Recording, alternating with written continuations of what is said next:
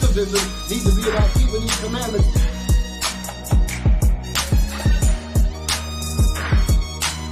This is not what I expected out of them. The true Bible, the book of our fathers. Right. The Most High has given us guidance on what we need to do. So Officer Eli. So Officer Nashon. Officer Ukiel. Shalom, shalom. All praise to the Most High. Shalom again, my brothers and sisters. Welcome again to another edition of the Bible, the Book of Our Fathers, as we are continuing with our series, 1619, projected in black and white. And the subtitle of this particular episode is Remembering the Days of Old, Ask Thy Fathers. Okay, so last week we talked about racial amnesia. That was one of the things that we tackled last week, because it's important for us to note that we as a people are suffering from racial amnesia, meaning that the amnesia that we're suffering is not to individuals, a whole race. Our whole race is suffering from racial amnesia. Okay, I'm going to just start off by playing that clip again, just to acclimate our brothers and sisters, to bridge the time period from last week into this week. Okay, but before I do that, let me just get some of the preliminaries out. I'm Bishop Yawasop, and my crew is... Hey, shalom, Bishop. Good to be with you. I'm Captain Dakar. Shalom, Israel. Captain Saraya. Shalom, Israel. Officer Ukiel. Okay.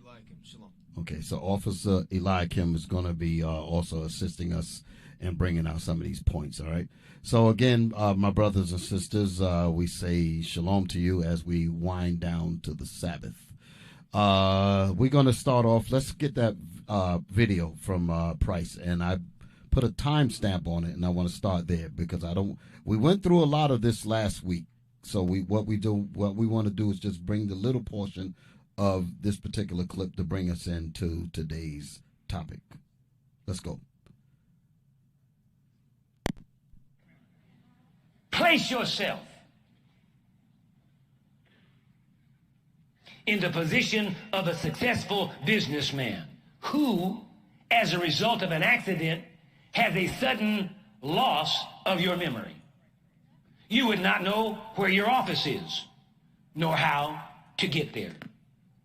You would not know what successes you had achieved, what you are supposed to do today, nor how to plan for future successes.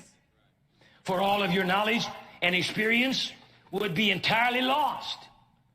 You would have to start all over again. You would not know the reasons for your present situation. You could not call on experience and knowledge to plan for a successful future. If your business rival stole your records, they could tell you all kinds of falsehood. Stop. If a rival stole your knowledge, that's what we're going to talk about this way. Back it up a little bit and let's just play on. I ain't going to talk much on this. I just want y'all to remember key points. Yeah, you saw the sister shaking her head because we showed that last week, because she's in disbelief in terms of the facts that's coming over those speakers, because they don't normally hear that in church. Okay, so let us roll on. Come on, brothers. Over again. You would not know the reasons for your present situation.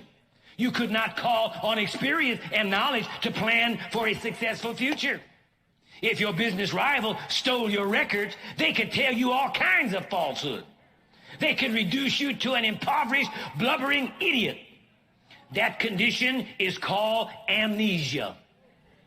Amnesia is not just limited to individuals. A whole race can have amnesia. Wow. Yeah, look at that clip. Yep. You hear the people, right? All praise to the Most High. So we might we might be on the hate list for just bringing this information out. So I guess at this point we need to bring that information in. Put up our disclaimer, because we got to do it. Because they say, wait a minute now, you're bringing out facts, so you're a hate group. Okay, come on. I got you. Israel United in Christ. We are not a hate group. We are not affiliated with any other Israelite group. Israel United in Christ is a non-violent, Bible-based movement. We do not advocate or condone any acts of violence against any race, ethnicity, or gender. we advise that if anyone hears or knows of any plots to cause harm to anyone or to break the laws of the land, you must contact the proper authorities to bring awareness to any possible threat as stated in Leviticus chapter 5 and verse 1, King James Version. Oh, praise to the Most High. So we had to get that in. So again, I just want to quickly reiterate about the point about racial amnesia. Okay, we're not suffering from individual amnesia. We are suffering from a national amnesia. We've lost the history of who we are. And the reason why I wanted to talk about this in relations to the 1619 Project, which was by the sister Nicole Hannah Jones. She was tenured. She's supposed to be tenured to teach in the university to bring that whole situation out. But the powers that be, the enemy, the wicked, don't want that truth to come out because they continue to want us to be in a culturally national anemic state. They don't want us to ever awake from that amnesia. So let's get Deuteronomy 32, and we're going to start with verse 1. Okay, Deuteronomy, the 32nd chapter, verse 1. Come on with it. Deuteronomy chapter 32, verse 1. Give ear, O ye heavens, and I will speak, and hear, O earth, the words of my mouth. So the Most High is going to speak. The Most High is talking now. He's getting ready to lay down what he wants to go inside the ears of us. Read. My doctrine shall drop as the rain. My truth shall drop as the rain. Come on. My speech shall distill as the dew. Come on. As the small rain upon the tender herb, and as the showers upon the grass. The tender herb is us. The tender herb is the nation of Israel. He wants his word to get inside our head and wants to get inside our minds. And this is crucial to eliminate what we're suffering from today. This racial amnesia, this doctrine is going to clear that up. Read. Because I will publish the name of the Lord. Because I will publish the name of the Lord. Come on. Ascribe ye greatness unto our God. And our God is great. And we're going to publish that thing. Okay? Proclaim ye this from the housetops, the scriptures say. Read. He is the rock. He is the rock. This is talking about Christ, the Most High. Come on. His work is perfect. You know what? This is good to elaborate on that. His work is perfect. That means the creation is perfect.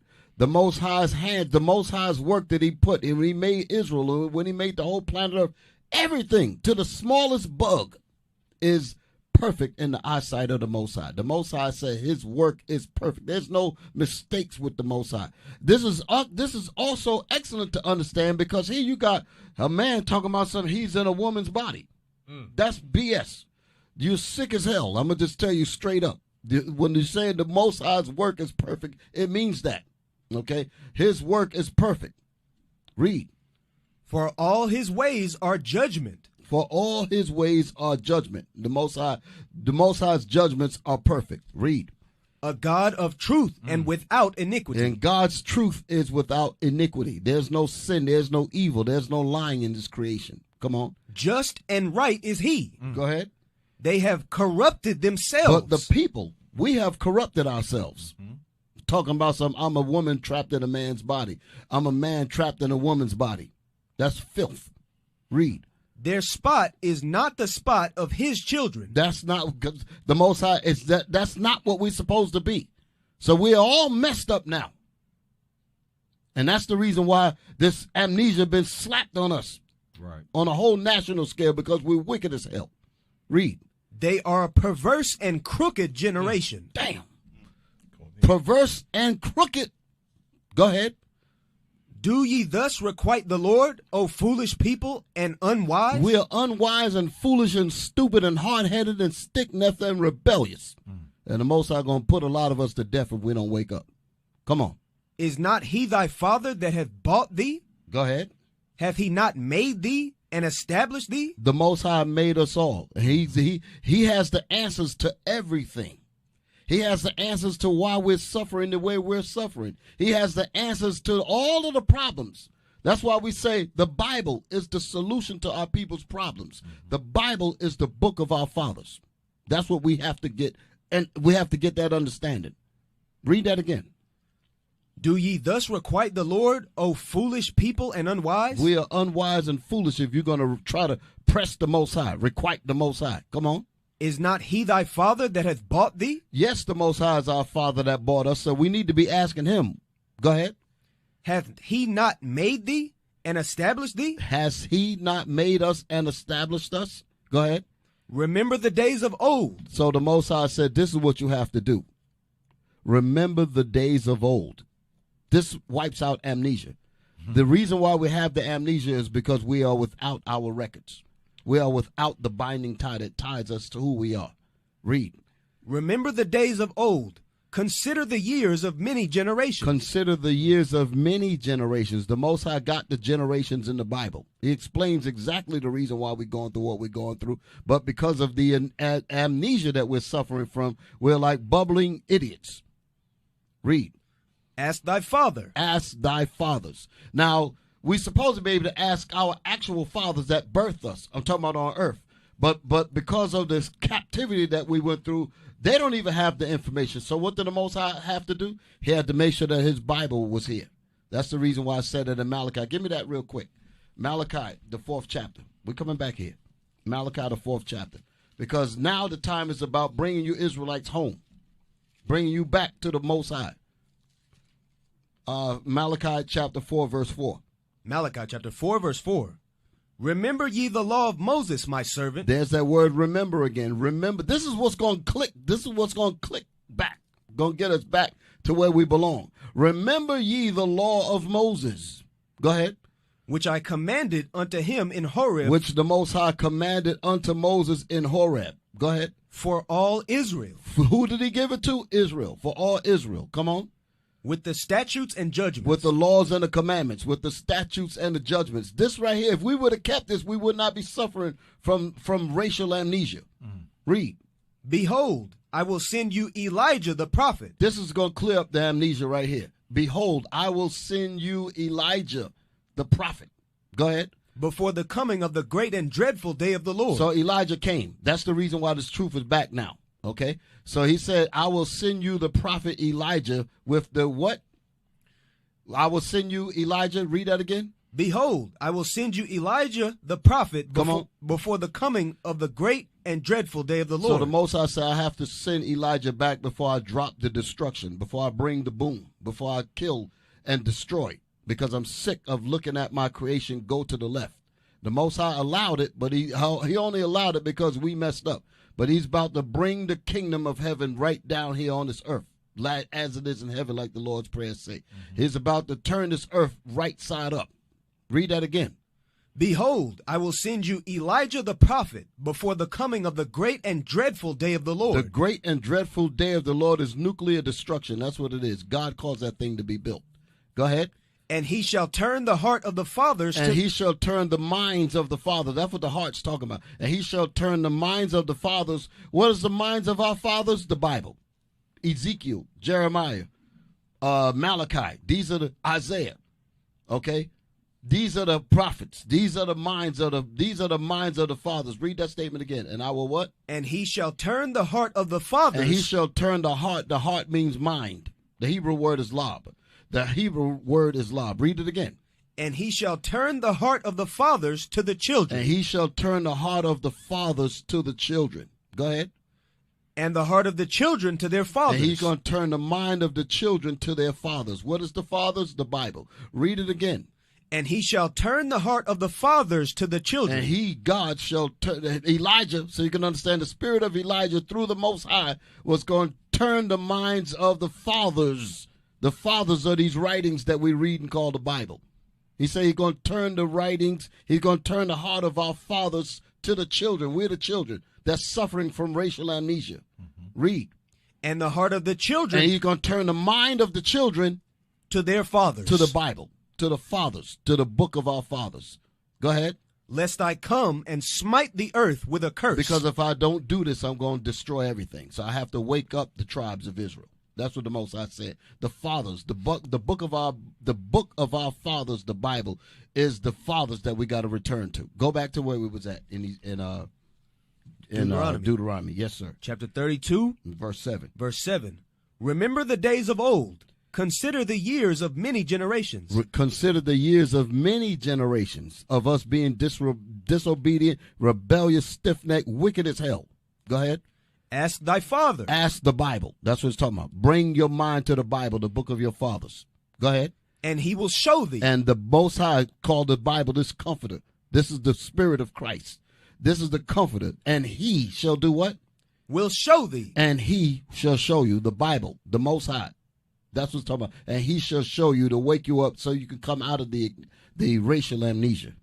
Okay?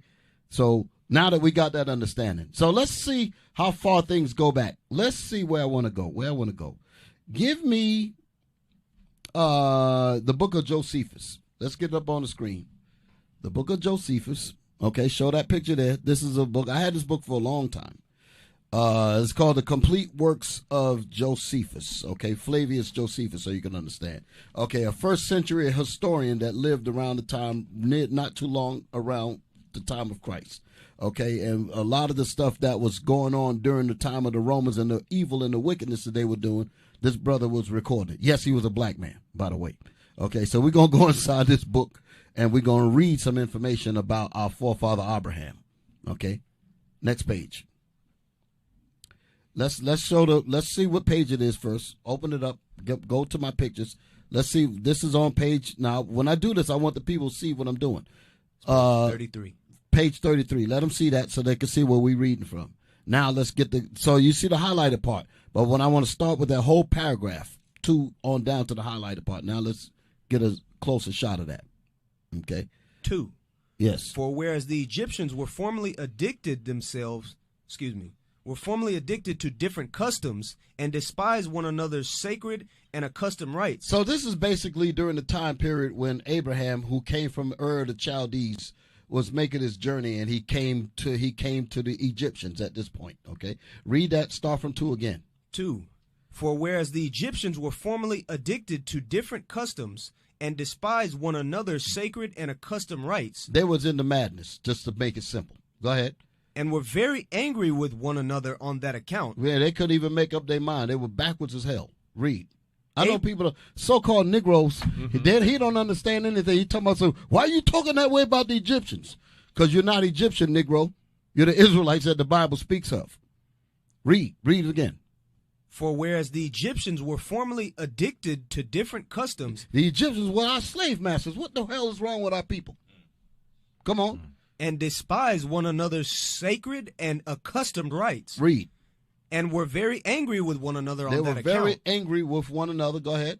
Abram conferred with each of them, and confuting the reasonings they made use. Where's that? Where you at? Confuting the reasonings they made use of every one for their own when practices. When he say he was confuting he was tearing their butts up because they weren't making any sense. He's disproving them. That's what it's talking about. He's going through their doctrines and showing it that there's a bunch of madness. Okay, read that statement again. I want to make sure that they get this all together. Abram conferred I need a with pointer each so I of can them. see where you at. Abram, okay, I see it. Abram, go ahead, read that. Abram conferred, go ahead, I see Abram it. conferred with each of them, and confuting the reasonings they made use of every one for their own practices. Yeah, their reasonings was BS. Demonstrated that such reasonings were vain and void of truth. Their reasonings was vain and void of truth. BS. Go ahead. Whereupon he was admired by them whereupon Abraham was admired because Abraham had the wisdom. Go ahead. Whereupon he was admired by them in those conferences as a very wise man. He was a very wise man. Come on. And one of great sagacity. Sagacity means wisdom. Go ahead. That's what I'm talking about. He had great wisdom. Read. When he discoursed on any subject he undertook. And this not only in understanding it, but in persuading other men also to assent to him. Meaning that he was very persuasive because he made plenty sense. Listen to this part here now. Come on. He communicated to them. He communicated to the Egyptians what?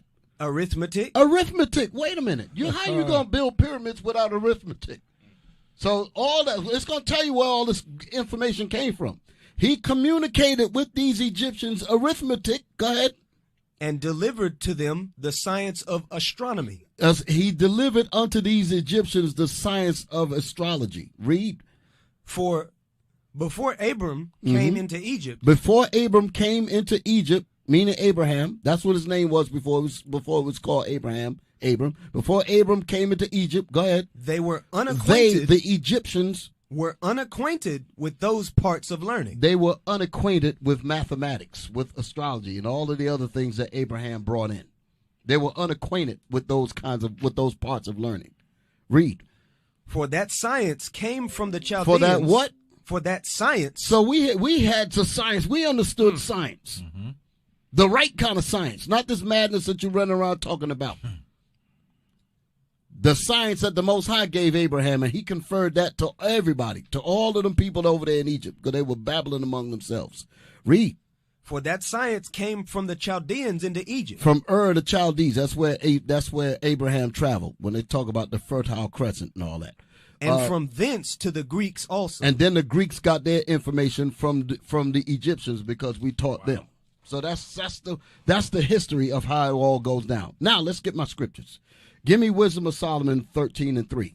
This is the reason why Abraham came with this superior knowledge. Wisdom of Solomon, chapter 13 and verse 3. With whose beauty, if they, being delighted, took them to be gods, Go ahead. let them know how much better the Lord of them is. For the first author of beauty hath created them. For the first author of beauty have created the Israelites, have created everything. The first author of beauty. Now, give me the other one. Was there more in that? No, that's 3. Okay. Now, give me the other one. Jeremiah. The author of beauty. And it's good for you to understand, you black women and you black men, the real beauty is in Israel. The real beauty is what the Most High gave us. And our dress code, for an example, that's real beauty.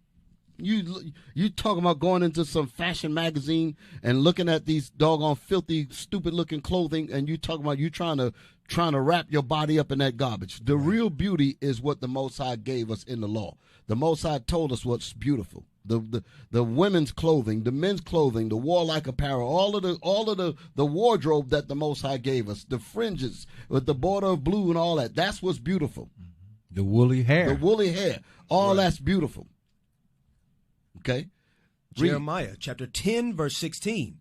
The portion of Jacob is not like them. The portion of Jacob is not like the other nations. Come on. For he is the former of all things. For Jacob, the Israelites, is the former of all things. The Israelites come out of the line of Abraham. So that smarts and that wisdom that came out of Abraham went to Isaac and Jacob. The Most High set it up that way, even though he had Ishmael also. No, the beauty of the Most High's wisdom went to the chosen seed. Okay, so you can understand, read Romans 9, how he cut off all the other seeds and went all the way down to Jacob. That's what the Most High wanted. Okay, so let's see where I want to go after that. Y'all got anything y'all want to add? Yeah, come on with it. Let me back you up. I know I was running for a while. Y'all trying to good. get in there. I'm trying to let them sharks loose now. That's some good stuff. Come on. Some good stuff, Bishop. Let me get Baruch 3 and 35, and we're going to read down to 36. Yes, sir. Back up Bishop. Baruch chapter 3 verse 35. This is our God, and there shall none other be accounted of in comparison of him. Okay, read on.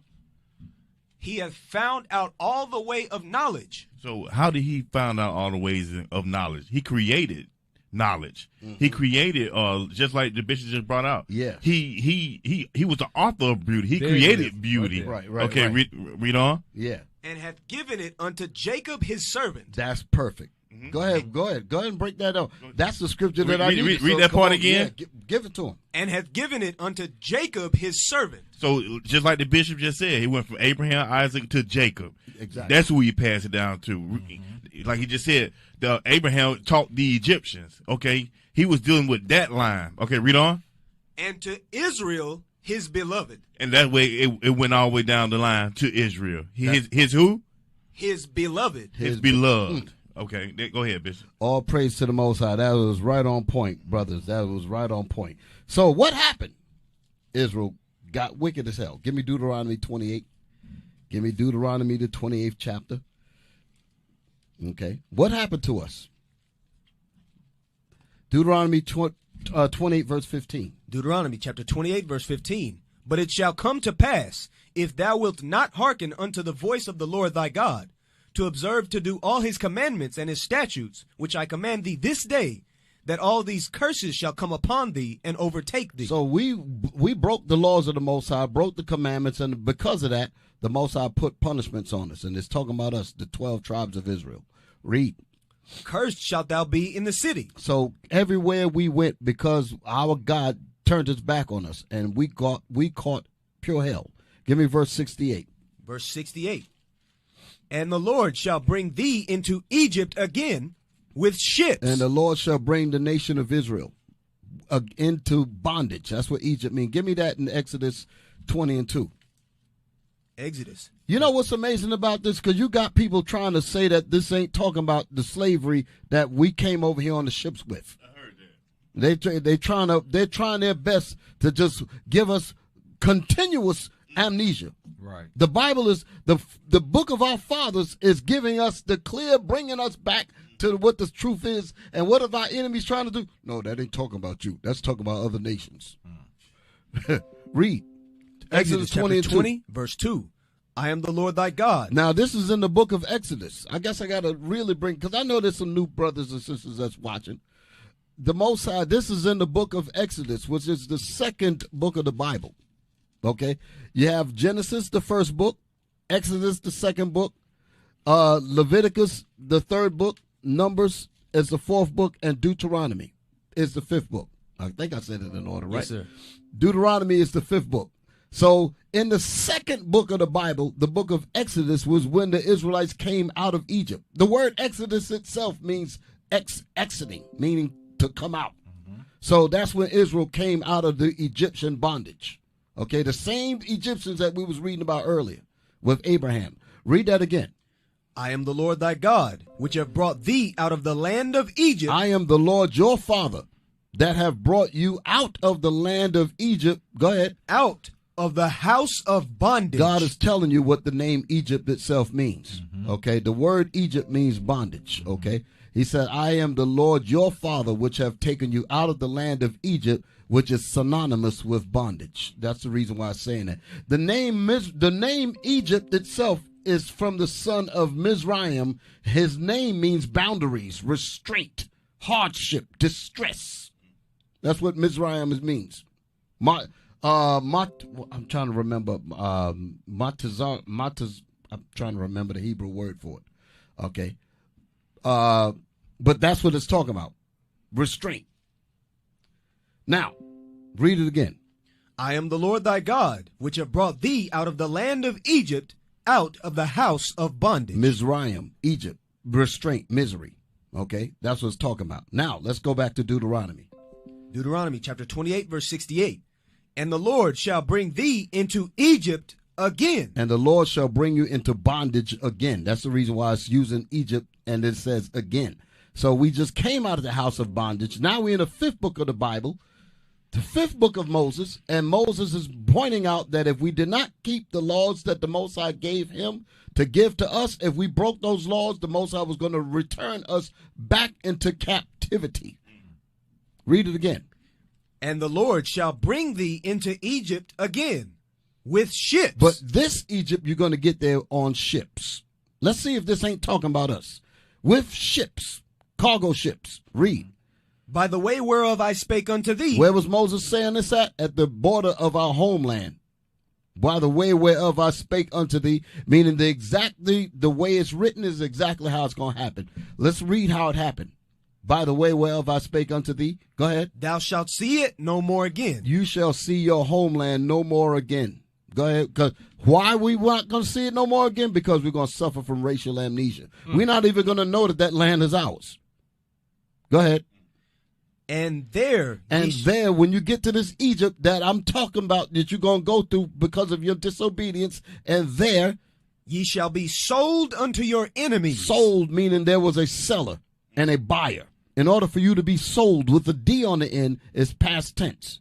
And there and in this Egypt in this bondage, in this slavery, you shall be sold.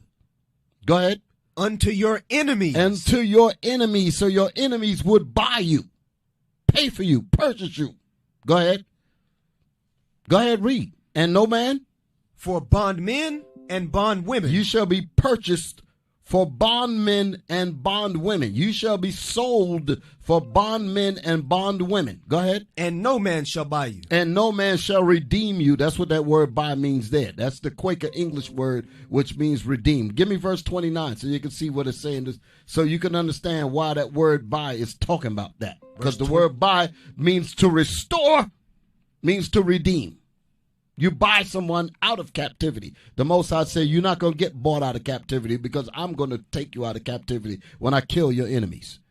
That's what it's talking about. No man was going to do that. Read. Only person that was going to do that is Christ and the angels. Verse 29. Verse 29. And thou shalt grope at noonday, as the blind gropeth in darkness. That's what's going to happen to us. We shall grope at noonday as the blind gropeth in darkness. Go ahead. And thou shalt not prosper in thy ways. And we shall not prosper in our ways because of our disobedience. Read. And thou shalt be only oppressed and spoiled evermore. And you shall be oppressed and spoiled evermore because you was bought into slavery. Go ahead. And no man shall save thee. And no man shall save you. That's what Deuteronomy 28:68 was saying. And no man shall save you from this captivity. Okay? No one was going to stop you from going into captivity. Nobody was going to save you from it until you repent and Christ come and kill our enemies and give us the kingdom. That's how that's going to work. Okay? That's what it's talking about. No man shall buy you. No man shall buy you, redeem you out of this captivity. Okay? That's what it meant. Now, y'all have something? Yeah, Bishop. Go ahead. This only happened to us. This only happened to us, Bishop. So you nailed it. I just wanted to just get that part when you had went in. Get me, Eliakim, help me out with this. Let's go back, because Bishop was talking about the author of beauty when he had pulled that earlier. But I want you to touch on, give me that in Ecclesiastes 7:29. The reason why I want to touch on this because he was bringing that out earlier. So it's 7:29. Ecclesiastes chapter 7 verse 29. Lo, this only have I found, that God hath made man upright. Right. And when we had this understanding, like he was talking about how we was able to understand and bring forth the understanding to the other nations, you will find out only God has dealt with us. You will find out that only God has given us this knowledge. We got it from him. The world was made for our sake. So when he was touching on that, this is what came to my mind. Read on. But they have sought out many inventions. That's what you had with the other nations. That's when you had Abraham going in and telling them that they was off. And he was correcting them, because that's what you'll find out with our people. Even so now, that's what we're getting in trouble with other nations, even other inventions. That's what I just want to bring that out, Bishop. That's on point. Come on. Yeah, and just right quick, give me 1 Kings 8 and verse 46. And like Bishop was bringing out, likewise, what happened to us? You just heard it in Deuteronomy, okay, 20 and 28, okay. Start at verse 46 right quick. 1 Kings chapter 8 verse 46. If they sin against thee. And that's what we done. That's what the children of Israel done. Read on. For there is no man that sinneth not. No man that sinneth not. We all fell victim to that thing. Okay, read on. And thou be angry with them. And he was. That's why we went in. You saw Deuteronomy 28 manifest. Read on. And deliver them to the enemy. That's what happened on those slave ships, cargo slave ships. Let me say that. Read on. So that they carry them away captives unto the land of the enemy, far or near. Far and near. Read on. Yet if they shall bethink themselves. Come out of that amnesia. Bethink themselves. Exactly. Remember who they really are. Whose they are. What's their purpose? What's their reason for being? Going back to God himself, the creator, okay, of all knowledge. Read on. Yet if they shall bethink themselves in the land whither they were carried captives, and repent. And do what? Wow. And repent. And repent. Read on. And make supplication unto thee in by the making land. Supplication, okay. Which read on. In the land of them that carried them captives, saying, we have sinned. We have sinned. And have done perversely. We have committed wickedness. We have committed wickedness. I'm gonna leave it right there, Bishop. And let you roll with it. Man, no, man, you dropped the bomb with that bethink, because that's exactly what it's talking about. Yeah. Because hey, you want to know what's super heavy about that? Because here you have our enemies. Yes. That because they started with messing with the sister, and I'm gonna just use her because she's dealing with the secular world. Right. She's in the colleges and all that. Yes, she's sir. not quote unquote being religious, as they would say, but she's bringing up that history like the 1619 project, which is going to bring credence to slavery, Yes, which sir. is going to draw people's attention to that. So they want to get rid of that. Wow. They want to get rid of that. They want to remove the root that can Yes. connect you to what the Bible is actually talking about. They want to get rid of that. That's right. So that we can stay in a racial amnesia. Lord have So when mercy. you read that thing out of Kings, man, you read that thing that said, if they shall bethink themselves Yes. in slavery. Wow. That's where we at. We That's over exactly here where in we at. captivity. Yes. In another land. It's talking about us today. Exactly. It's talking about us today. If we shall bethink ourselves in this land of racial amnesia, that's what it's talking about. Wow. Man, that was heavy. If you shall bethink yourselves and repent, you have to find out that you're the Israelites before you can repent. So this truth is definitely here. Just like we read out of Malachi, it's time for this word to get to the children, Yes. then bring the children to their fathers, Yes. and make the connection. Yes, it. And that 1619 is one of the keys that's going to reach our people that's in the world that have not yet heard this. That's right. But if they start digging around in that curriculum of what she's talking about, I'm talking about the sister Nicole Hannah Jones, I'm sorry. Right. If they start digging into what she's talking about, they might bump into what this Bible is talking about with Deuteronomy 28:68. And that's the reason why these demons, these so-called apologetics, and all these type of dudes trying to discredit the slavery. Because they try, all of them, Amalek, all them demons, trying to keep you from finding the connection to bring you back to who you really are. Bethink yourselves in the land of the Lord. That's what in the land of your captivity. That's The right. Most High said, bethink and remember. That's what we was brought here for, Bishop. We was brought Wow. here to repent. Man, that was heavy. That was the purpose of us being here, not to assimilate, not to participate, Right. but we was brought here for deliverance. Right. That was the purpose of us. That's why we are here. And the people have gotten too comfortable. That's why it says in chapter 18, give me that Revelation 18:4. So in other words, Cap, you said he can't keep you in your land and expect you to feel that fire to repent. Right. Okay, you can't be comfortable. You got to feel Right. the fire. Yeah, he got to put you in the land of your enemies. That's what the Most High said. Right on. Right quick, Bishop. This is it. I lean back. 18:4. Revelations chapter 18, verse 4. And I heard another voice from heaven. That's what we're bringing out. That's what we're talking about, the Bible, the book of our Father. We are trying to let our people know that we are the children of God. Not only that, but we have a purpose here. And our purpose is to be delivered from here. And Bishop has already brought that part out. Read on. And I heard another voice from heaven saying, come out of her, my people. Don't be comfortable here. Don't be assimilating here. Get your mind together. Like we have to go back before our Father and tell him, Lord, we have sorry that we transgressed against you. We want to repent. That's what it was talking about, what you bringing out in Kings. They said, when you bethink yourself, repent. That's the matter that we must do as a people, is repent, Bishop. Oh, praises. Exactly. So, again, we're bringing out these facts, okay? We're bringing these facts out. The 1619, that whole situation, that's why I said projected in black and white. We're going to give you the real dose of what 1619 really means from the biblical perspective, okay? So once you understand that year is very significant, like I said before, here goes Mitch McConnell. What did he say? We don't really think that's pretty divisive, young lady. We don't need to be talking like that. Wow. It's unbelievable. Yeah. When his forefathers wrote books specifically designed to talk about the importance of the molding, of the history's prevalence. Right. So that you know what, like the article that the pastor was reading, you won't know where you were going, what you came from, who you were, but they're saying to us, well, it's not important that you don't know. Right. That's heavy. That's exactly heavy.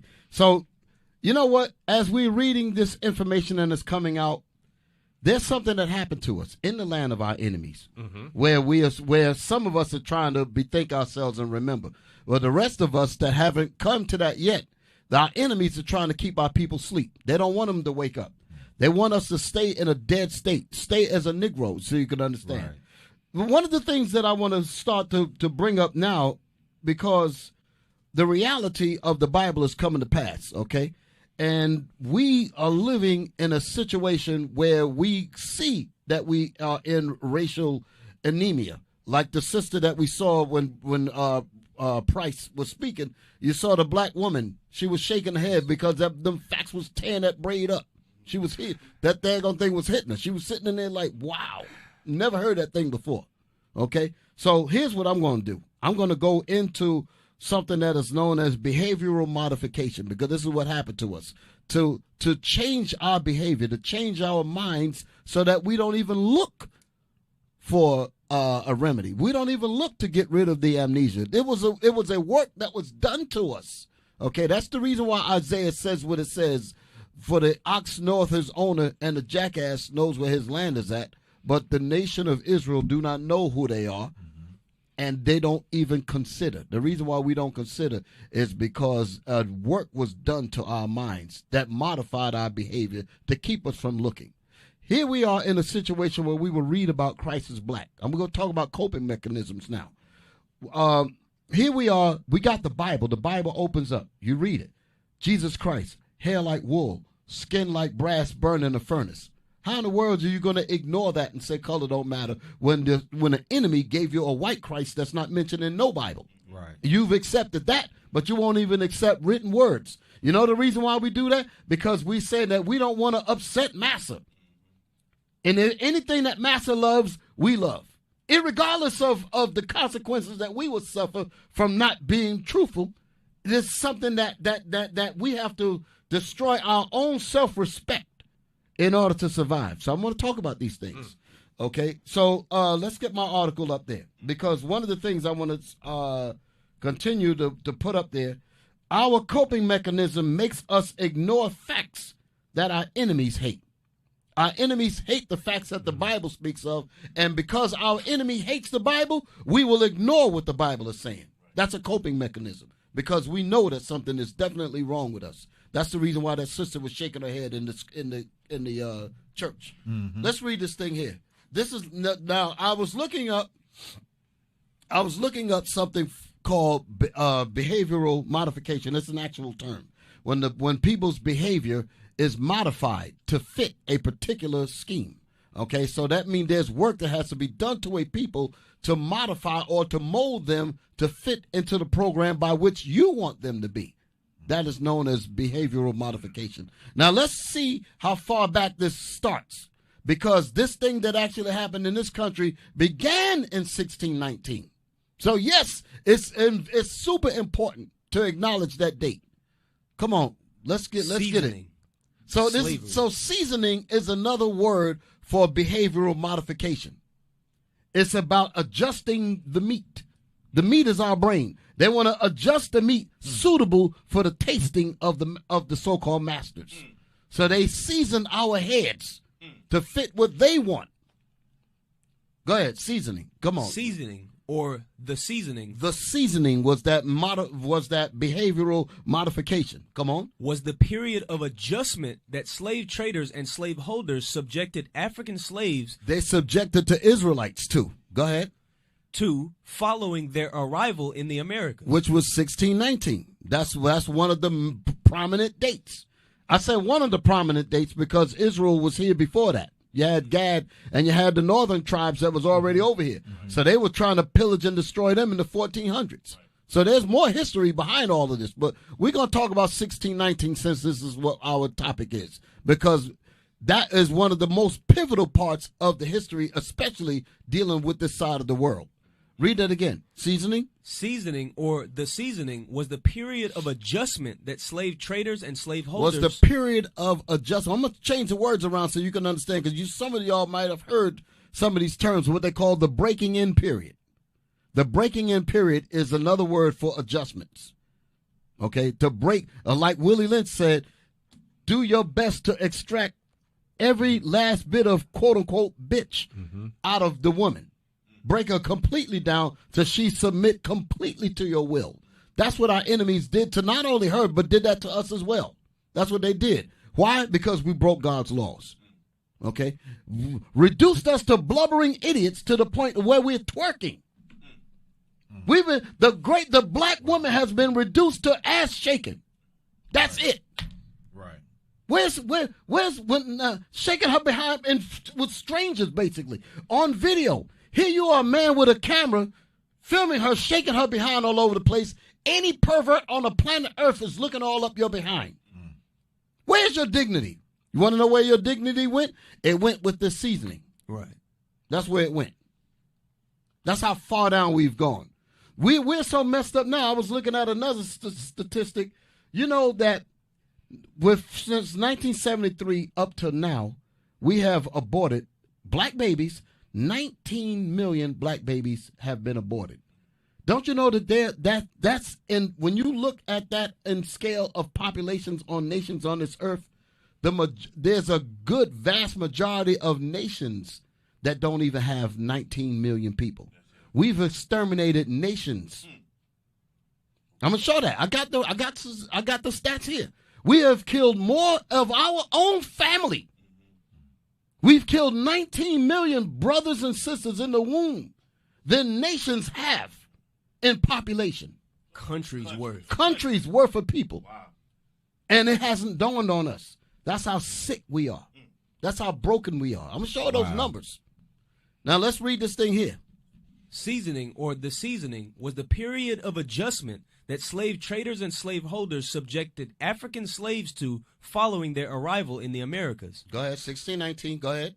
While modern scholarship has occasionally applied this term to the brief period of acclimatization undergone by European immigrants to the Americas, it most frequently and formally referred to the process undergone by enslaved people.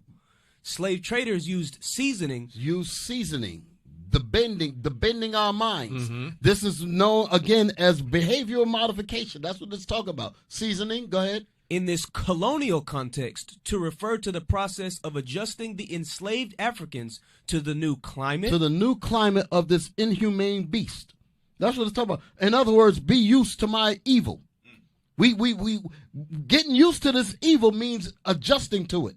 Meaning making it normal. We actually think it's normal. We actually normalize this abuse. Just like a battered woman would normalize the abuse of an abusive husband. That's what we've done. That's what this is talking about. Read that statement again. Slave traders used seasoning in this colonial context to refer to the process of adjusting the enslaved Africans to the new climate, diet. They have adjusted us to the climate. Chitlins, pork ribs, the garbage that we eat. We've adjusted to that, and we call it soul food. That's not soul food. That's death. There ain't nothing alive about it at all. You eating pig guts and all that garbage. Abominations. So we've been morphed into a new diet. Go ahead. Geography and ecology of the Americas. So we've had to adjust all the way around. In other words, turned us inside out. Go ahead. The term applied to both the physical acclimatization of the enslaved person to the environment. So not only did they turn us inside and out for us to adjust to it physically. Go ahead.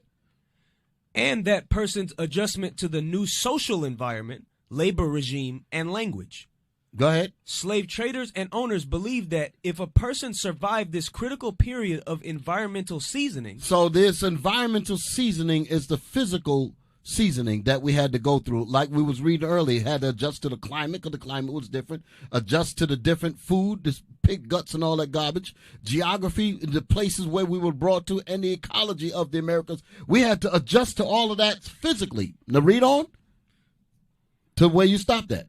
Slave traders and owners believed that if a person survived this critical period of environmental seasoning. If we survived that physical part of it, go ahead. They were less likely to die, and the psychological element would make them more easily controlled. So if we survive the physical, like the cold, we survive the diet, we survive the physical aspects of this abrupt change. We've adapted, we've learned that. So they said if we did not die from that, then we can give them the psychological mind bending. That's what it's talking about here. Read that statement. If they didn't what? This process took place immediately after the arrival of enslaved people, during which their morality rates were... Where's the psychological part of it? They are less likely? Yes, sir, I'll go. Slave traders and owners believed that if a person survived this critical period of environmental seasoning, they were less likely to die, and the psychological element would make them more easily controlled. Meaning that now our minds are broken. You had shared with us out of one of the books you had, Bishop. They had people already was ready to introduce us to that understanding. They was already been broken, and they would bring us in. You had read out a book and was saying the same thing here, but what they was doing, they was helping them. They was breaking us already because they was already broken. Exactly. So when they got us, when they first come in, they began to tell us how we need to conduct ourselves. And they was trying to break us the same way they had been broken. You had brought that out in another book. I just remember that when you was reading that and touching on that point.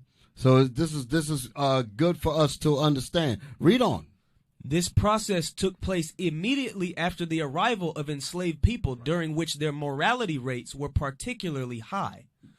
These new or saltwater... This process took place immediately after the arrival of the enslaved people, during which our mortality rates were particularly high, meaning we were dying. Go ahead. These new or saltwater slaves were called outlandish on arrival. Go ahead. Those who survived this process became seasoned and typically commanded a higher price in the market. So if they was able to really break us down, you can get more money for those broken slaves, for those brainwashed slaves, those trained slaves. Meaning that's what they did to us, broke our minds. Read. For example, in 18th century Brazil, the price differential between new and seasoned slaves was about 15%. So you got the so-called slave masters actually can ask for a better price for, let's say, Fiddler as opposed to Cicero.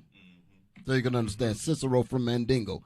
Cicero, they say he's a runner. He's going to cost too much money. He's going to cause you all kind of problems. But take Fiddler. He plays and he entertains your guests and all of that. So we can sell him for more money because he caused you less headaches. We broke him. He's neutered, basically. Okay? Wow. So, brothers and sisters, we'll be right back. We're going to play a video that's going to corroborate with what we just said up here on the screen. All right? We'll be back after these words.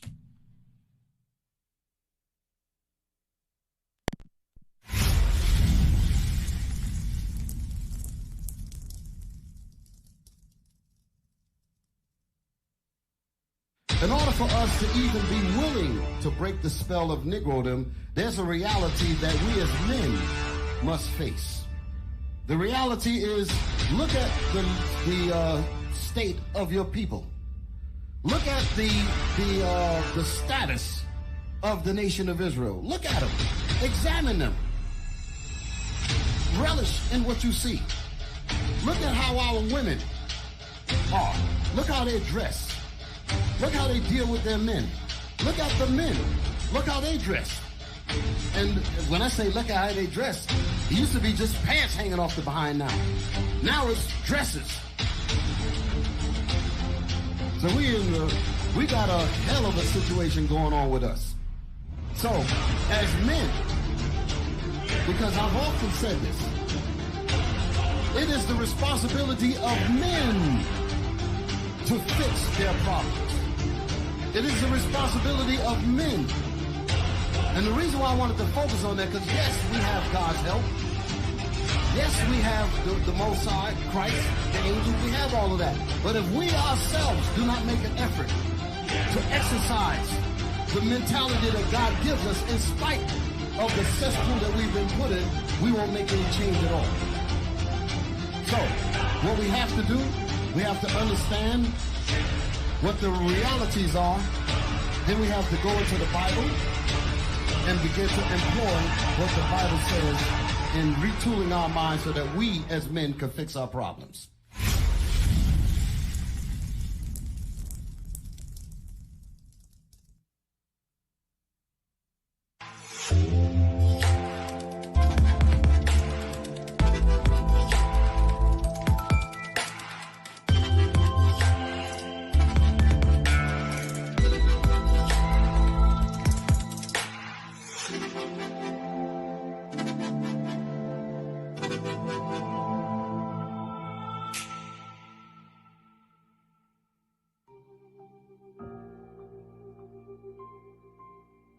The U.S. Public Health Service syphilis study at Tuskegee was a clinical study conducted between 1932 and 1972 by the United States Public Health Service. The purpose of this study was to observe the natural history of untreated syphilis. The African American men in the study were only told they were receiving free health care from the federal government of the United States. The United States Public Health Service started the study in 1932 in collaboration with Tuskegee University, then Tuskegee Institute, a historically black college in Alabama. Investigators enrolled in the study a total of 600 impoverished African American sharecroppers from Macon County, Alabama.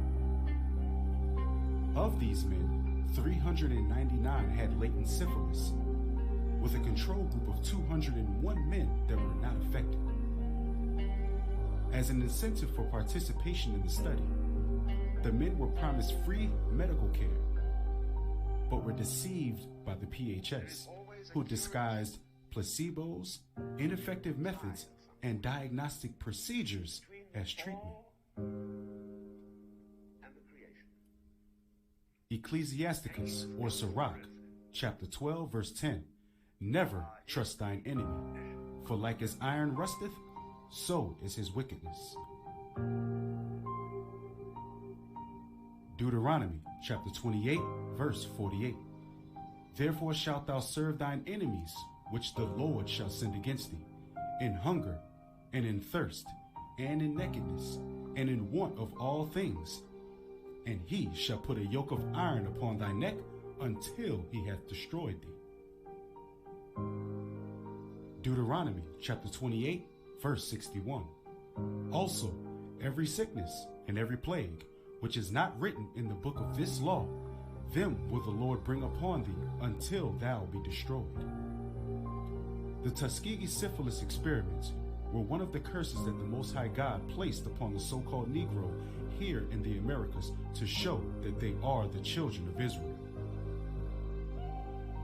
2 Chronicles chapter 7, verse 14. If my people, which are called by my name, shall humble themselves and pray, and seek my face, and turn from their wicked ways, then will I hear from heaven, and will forgive their sin, and will heal their land.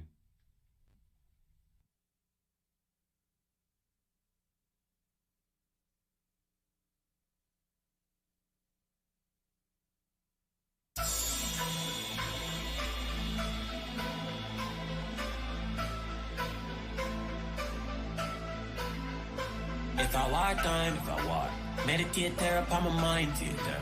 Hands press boot of his shine. Man terrible in a war time. Dream team. Well, if I war, then it is no deep down, 12 bloom, pull up then lock down street. Next fight, jump out at the 4-door Jeep. Let me match black pants and boost on feet. Let me reach for the back. Pull out the heat, man, I spray with the weapon and a lesson never teach. In a war time, we no two trace like y'all. We no take tough shot, boot reach boy teeth. I'm a part too cool, man, and no bombers. Cops and marathon, them concrete. Hey, all I shot that boy, me no skin teeth. You be no semi grim, man, me come and see me reap blood reach to the regular. This full of lead, any weapon just a ring up, come and set the pound of feet. Man, a victory dance, got the boy, them get the feet. Last man standing, so the mission complete. You see, it's a war time, a war. Meditate there upon my mind, theater. Hands press boot of his shine. Man terrible in a war time. Dream team in a war time. Meditate there upon my mind, theater. Hands press boot of his shine. Man terrible in a war time. Dream team.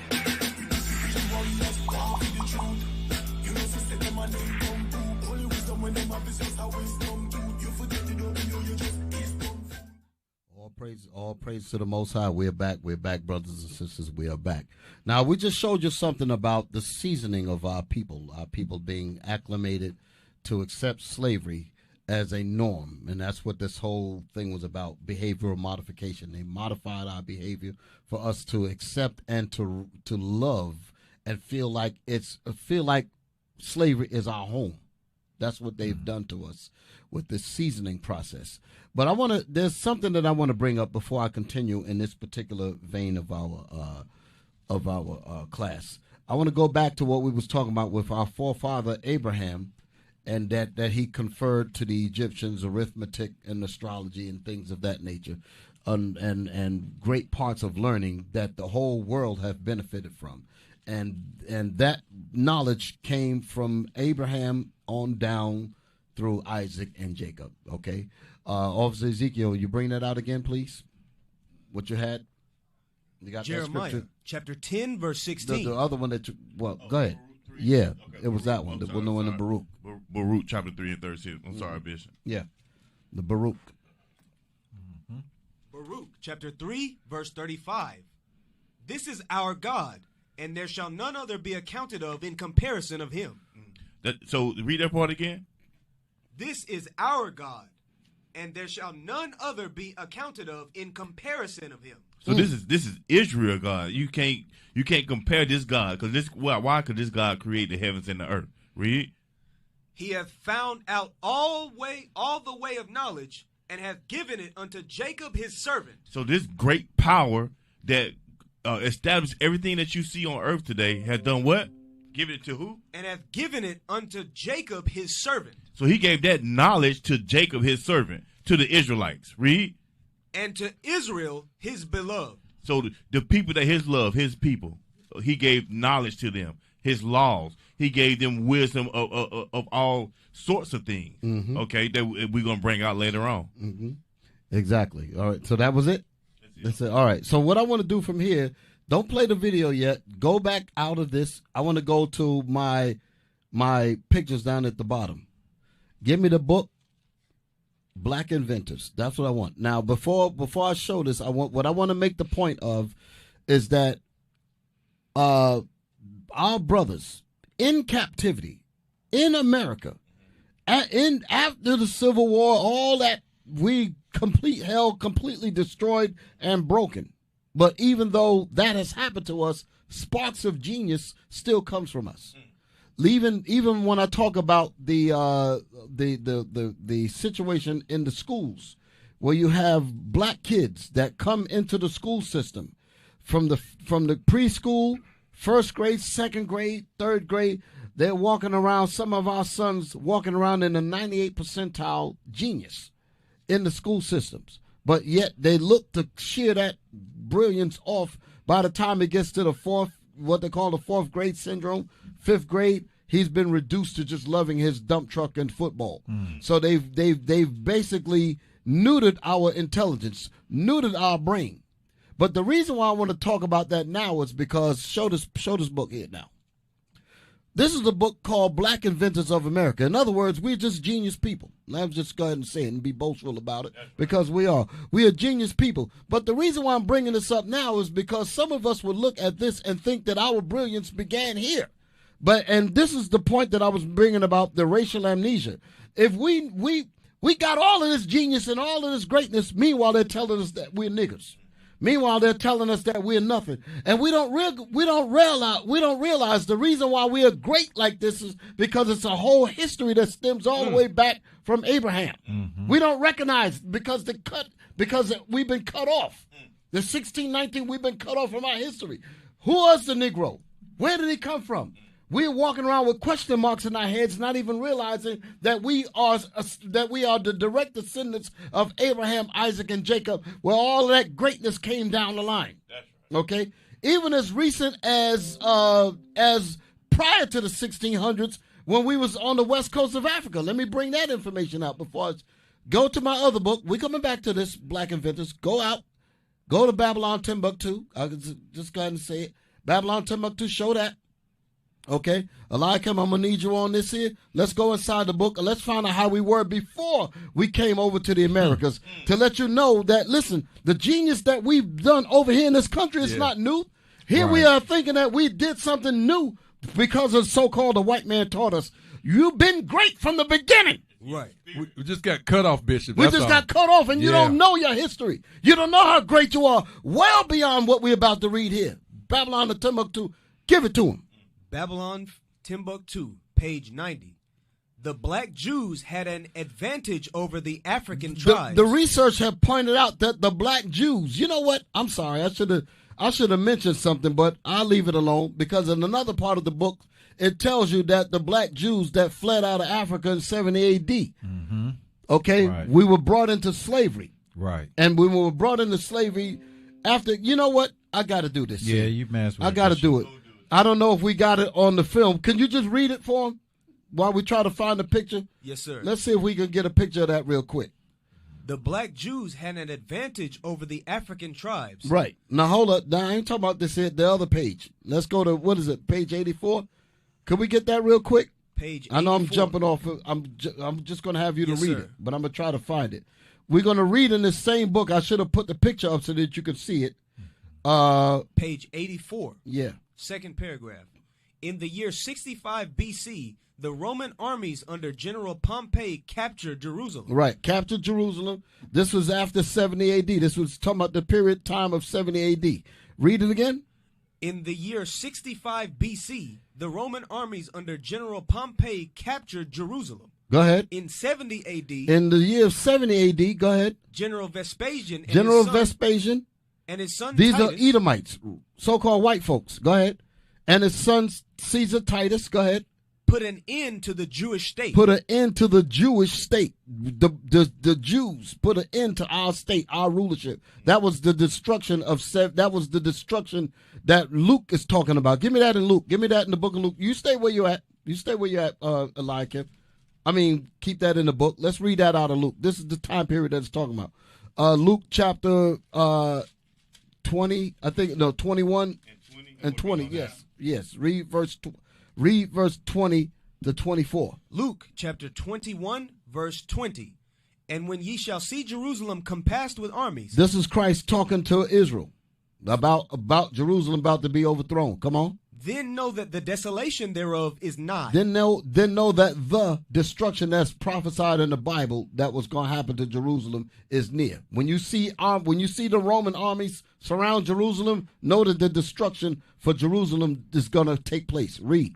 Then let them which are in Judea flee to the mountains. Then let the Israelites that are in Jerusalem flee to the mountains. The mountains is talking about deep interiors of Africa.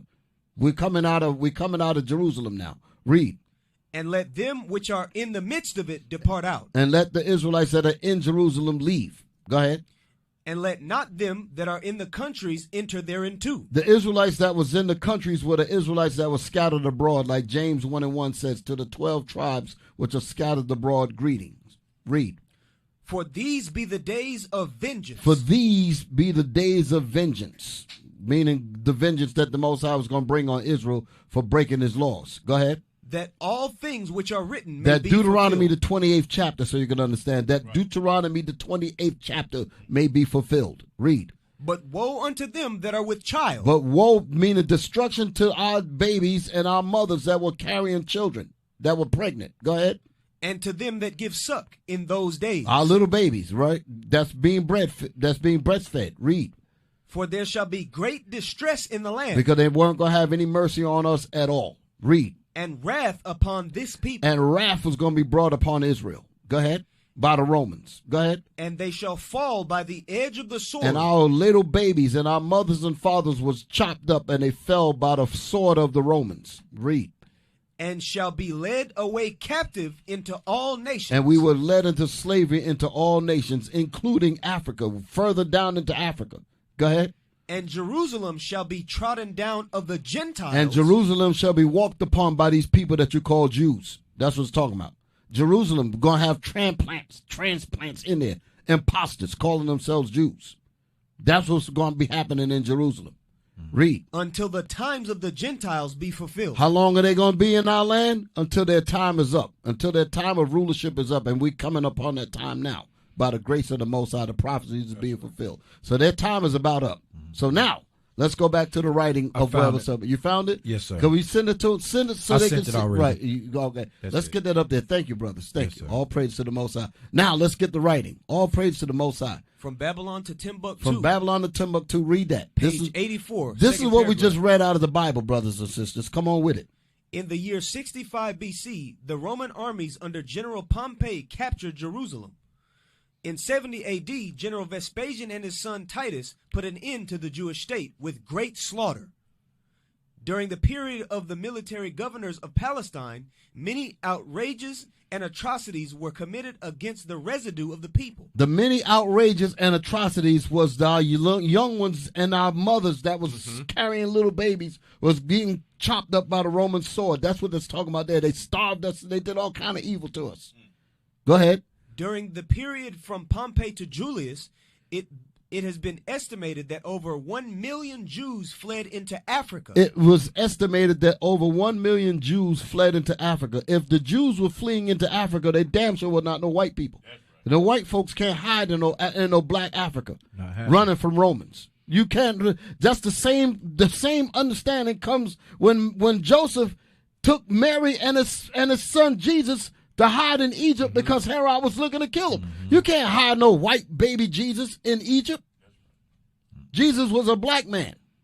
Joseph was a black man. Mary was a black woman.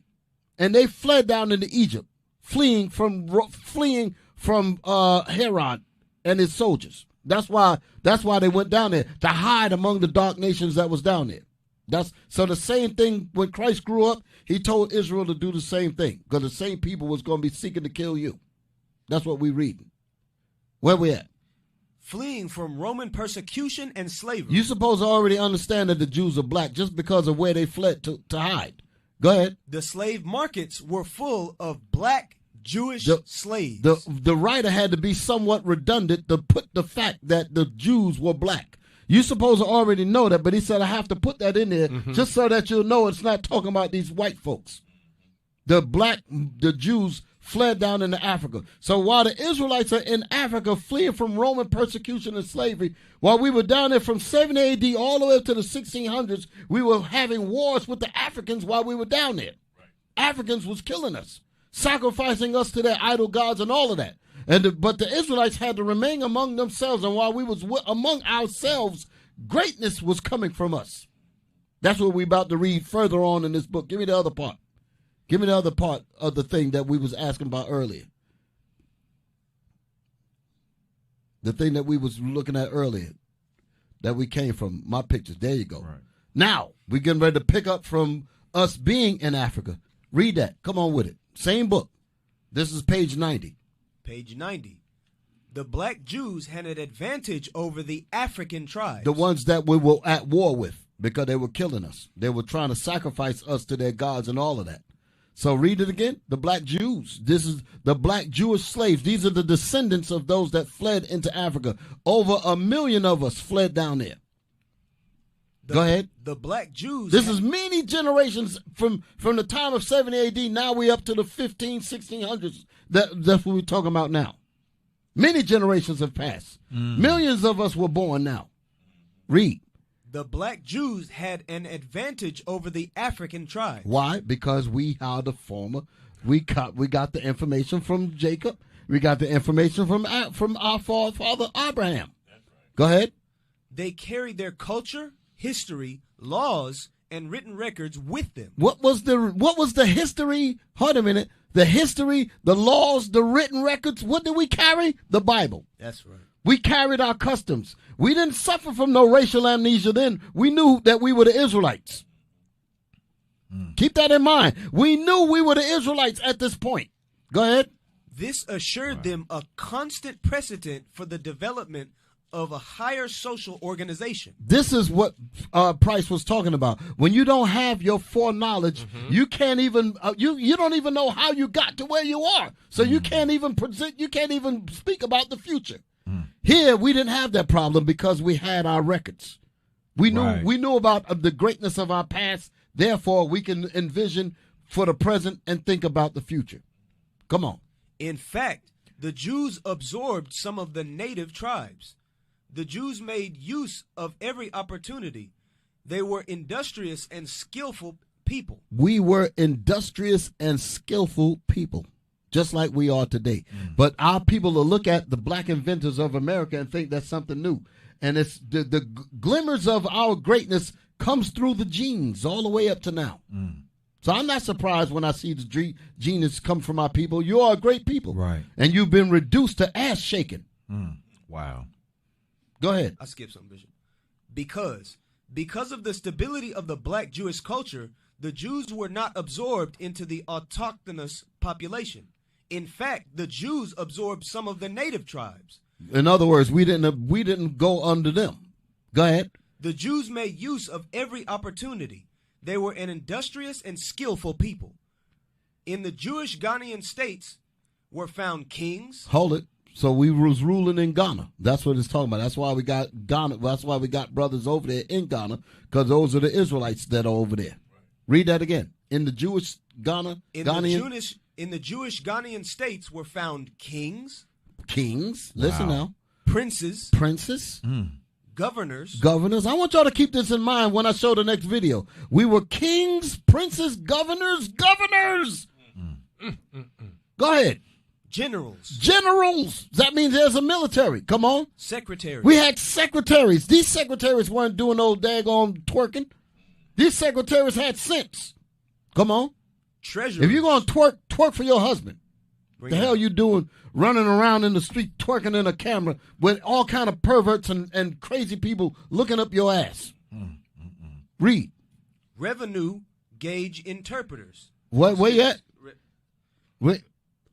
Secretaries, treasurers, revenue agents. Right. That's we had taxes. We were collecting taxes. We had tax systems, meaning that we were able to get. Wait a minute. Revenue agents. These are people that made sure that X amount of dollars was going to certain services to make sure that we took care of our young, that we took care of our widows, that we took care of fatherless children. That's what you collect revenue for. Stuff like that. They were practicing what's written in Acts. Acts 4. Absolutely. Read. Judges. Judges. We had judges. So that means we were dealing with law. We had architects. Go ahead. Engineers. Go ahead. Doctors. Come on. Historians that knew the history. There wasn't no amnesia going on here. Go ahead. Language interpreters. We were able to interpret language. Go ahead. Mathematicians. Didn't we read about that earlier with Abraham? So all that mathematics came all the way down. Go ahead. Jewelers. Sculptors. Masons know how to deal with brick and construction. Go ahead. Carpenters. Painters of art. Goldsmiths. Leather workers. Potters. Armorers. Saddlers. Blacksmiths. And agriculturalists. Etc. That thing just rolls on and on and on. Wow. Lord have mercy. Let me pull a script. Go ahead, man. I got one. Let me give me that in Deuteronomy 4 and verse 6. Because all of what we see here, and there again, we was reading, I was thinking about 17 and 4 of Jeremiah. We were just cut off. We always had this, and it's all coming back. Read that for me right here. Deuteronomy chapter 4, verse 6.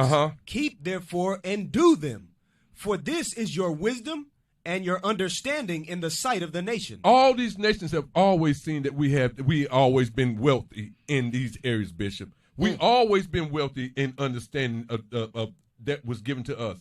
All the nations know that. All the inventions have came forth. This is a nation. Look here, this is a whole nation. We don't need no help from nobody. We don't need nobody else. Read on. Right, and we're surprised that we was able to set up Black Wall Street, for an example. That surprised a lot of us. That's the same thing. That's nothing new to us. We've been bad. Right. That's right. We've been the stuff, man. You know I want to say something else, right? Yeah. We've been great. You just been cut off from knowing that. Come on. Read on. In the sight of the nations, which shall hear all these statutes and say, surely this great nation is a wise and understanding people. When you have physicians, when you have governors, we're leaders of a nation. We're not. We've been reduced, like Bishop said. We've been reduced to twerking, but that's not what we came from. We came from greatness. We came from it's governors, princes, kings. What part of that greatness do you not see in us? We are great people, and for us to be down and acting like this is unacceptable. That's what the Most High is not pleased with this. Yeah. I got something right quick. Everybody trying to throw a little piece in there. The whole crazy. Give me Hosea 3 and verse 4, just right quick. Hosea 3 and 4. Man, I'm telling you, because it's all right there. It's right before our eyes. Like I said, that's Black Wall Street right there. You know, Hosea 3 and verse 4. Hosea chapter 3, verse 4. For the children of Israel shall abide many days without a king. He said many generations, many days. It ain't just days. It go beyond that, but that's just giving the pivotal point. Many days without what? Without a king. Didn't it say kings on there? Read on. And without a prince. And without a prince. Did it not mention kings, prince, governors, right? Leaders. Generals. Generals, right. Read on. And without a sacrifice. Without a sacrifice. We know Christ, the black Messiah, without a savior. Okay, read on. And without an image. Even without an image. Okay, somebody to look up to. Somebody to, like we see right here where it says all these generals and governors and blacksmiths and jewelers. We didn't have no image to follow after, no blueprint. Read on. They cut all that off. Yeah, they cut it off. And what? And without an ephod. And even without an ephod, to the point where you didn't, what's in the ephod? The dress, the attire, our royalty, how we dress. Not walk around with our butt cheeks hanging out, twerking, like you said. Not even that. What's in the ephod? The 12 tribes of the jewels of the 12 tribes of the children of Israel. Altar of beauty. Not even knowing that you are a great people. You've been cut off from that. And without what?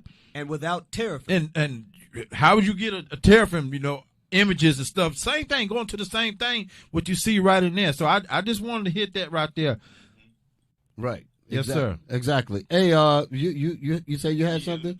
Yeah, get that real quick. Let me get that. I want to bring in a video. But go ahead. Deuteronomy 7 and 6. That's the one we always go to. Oh yeah. But read that. It's something that the Most High is saying in here, though. Read that 7 and 6. Deuteronomy chapter 7 verse 6. For thou art an holy people unto the Lord thy God. So the Lord said, we holy. He separated us. Okay. He sanctified us. We separate from the other nations. Read. The Lord thy God hath chosen thee to be a special people unto himself, above all people that are upon the face of the earth. So when the Most High made Israel, he gave them a little bit extra. Okay. He said, okay, yeah, I chose you. Yeah, this is going to the chosen, but he took his time with Israel. Okay, he said, you're going to be a special people. That's when you above all nations, that means you are going to invent every damn thing on the earth. Okay? You are special. Your mind works differently than the other nations. Okay? That's how all people are able to, by being passed down, that knowledge came from the Most High. He made us that special. Why? Because he passed it down through our forefathers. Right. And it's in our spirit. So that ain't no surprise then when we see all that. No surprise. Okay, let me give you this, Abraham. You get that to pass it on down. Pass it on down. Yeah. It came from me. Came from me. Yeah, where's that ambulance footage at? Oh, it's still in there. I need that thing to play because this is what we've been reduced to. Yeah. I'm trying to find it and I can't find it. Yeah, just scroll back. I saw it earlier. Okay, let's find that thing. Because all that greatness that we was reading about, we've lost that. We've been reduced to this type of madness here. Now we got this as a place of it. Well, slow down a little bit because it may be in one of them.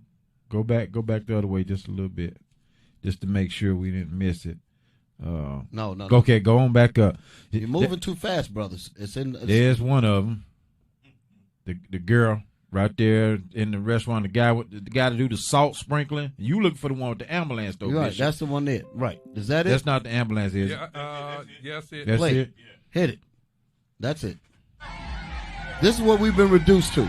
All that greatness that we were looking at earlier and reading about, this is where we're at. Look at this mess. Look at this filth. Look at this stupidity. This is what we've been reduced to. All that greatness that we've been reading about. This is what we've been reduced to. Wow. I'm ashamed, man. Look at this mess. Look at this. Look at this garbage. Lord have mercy.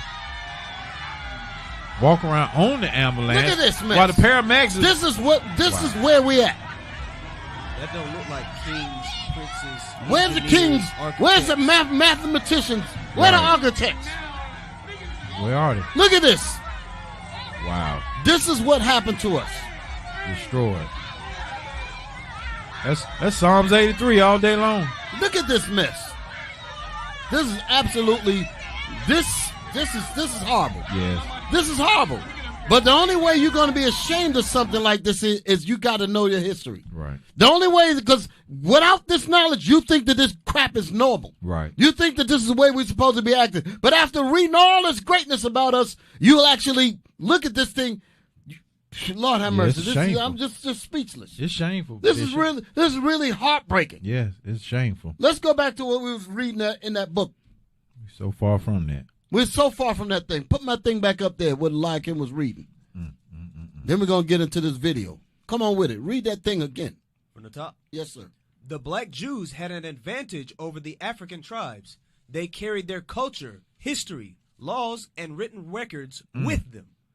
This assured We them, had records with us. We were civilized. Go ahead. This assured them a constant precedent for the development of a higher social organization. Higher social organization, meaning that we're not acting like niggas. That's what it means. I mean, we're going to have some sense. Wow. We're gonna have some intelligence. We're going to know how to deal with each other. Our women ain't going to be doing no craziness like this. Our men ain't going to be doing no stupidness like you see. Right. I hate to use that word niggas. I really do. But that's how that's what we've been reduced to. And some of us are happy with that doggone thing. Wow. Go ahead. Because of the stability of the thing black... make me sick, man.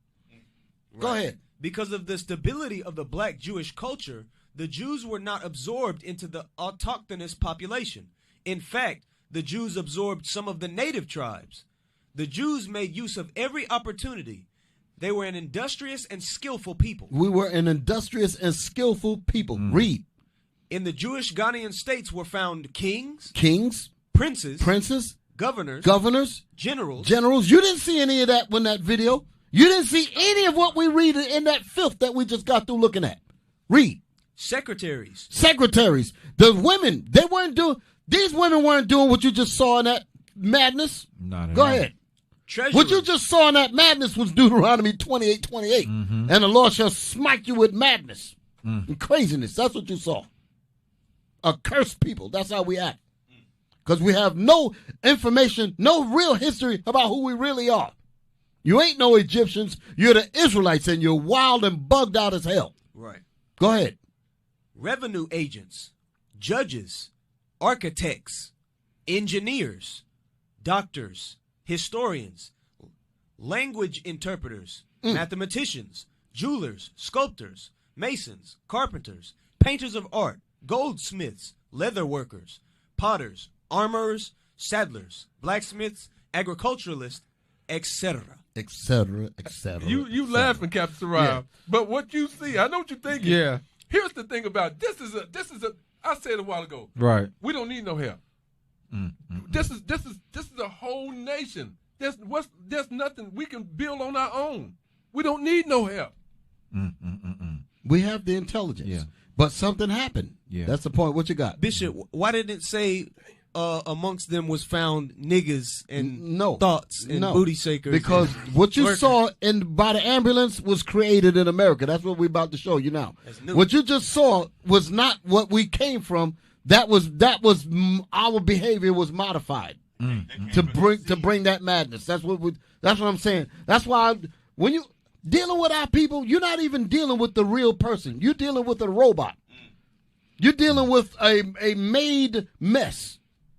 When you all that mess that you saw out there in the street acting up, right. God didn't make that. Right. America made that, and we get ready to show you how America did it.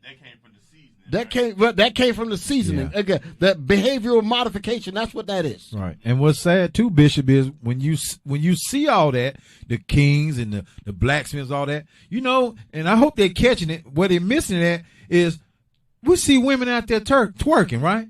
Well, where they come? These young princes and kings, where they come from? At a young age, it starts with the mother, don't it? Well, what we get messed up at if the mother's out there twerking and bouncing around? See, where the tightest two women at? Just imagine where those sisters. Just imagine how their children gonna end up. Exactly. It's, this gonna be. I was thinking about that earlier. Just imagine. They're young right now. They're like in their 20s or whatever. Right. What happens when they become 45 and they have children? Wow. And then a video surfaces. And some of them probably already have exactly, children. Exactly. And a video surfaces up, and grandma looking at herself. Yes. Or her child said, "Look, grandma, that's you." Wow. Shaking your behind in front of complete strangers, like wild jackasses. You thought that the menstruous women had brought forth monsters already, but these children now coming out, the next generation are going to be the daughters and sons of the OnlyFans and Instagram generation, which didn't even exist up until recently. Right. It's gonna be bad. Right. Yeah. So Not looking good. Right. So now let's get on it because I'm going to show you how did we get here. Let's go back to get me my video. Give me my video.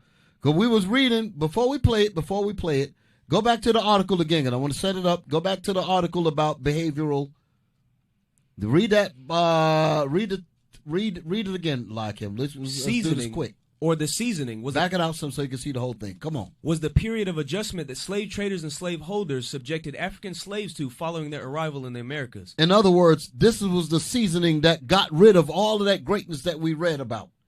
All of the princes, and because what you read there from Babylon to Timbuktu was prior to this. Architects, doctors, language interpreters, all of that was prior to this seasoning, this behavioral modification here. This came after. This what we're reading here came after all that greatness. Came after the greatness of Abraham. Came after the greatness of all of our history. Records, all of that. Read.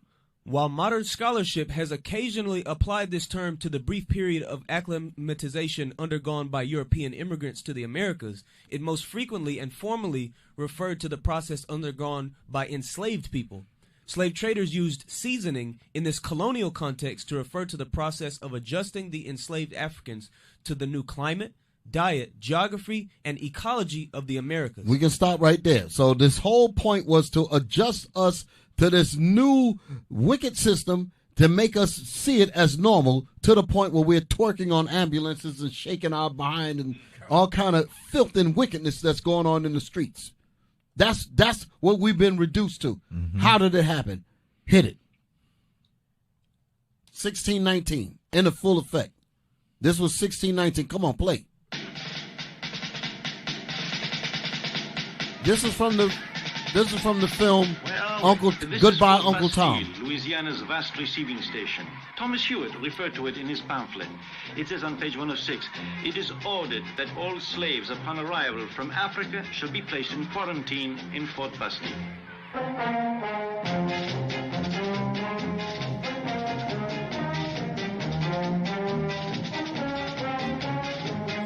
Look how they had us. Look how they had us. Caged beast. Now somebody animals. might now pause it for a second. We're gonna play this again. Go to back out of this. Go to my clip. I showed a picture. Back out of this. Go to the bottom. It was one of the last pictures that I showed. Yes, show that. This is the film that we're looking at. This film is a documentary. The events depicted and the characters represented are historically true. Wow. So this is not fairy tales. Thank you. This is not fairy tales. What you actually see actually went down in history. The breaking in period. That's what we're looking at. Go back to the video. This is from the same film. This is called Goodbye Uncle Tom. Now let's start it again. The clip again from right where I told y'all. Go back to the beginning of the clip. Right there. Listen.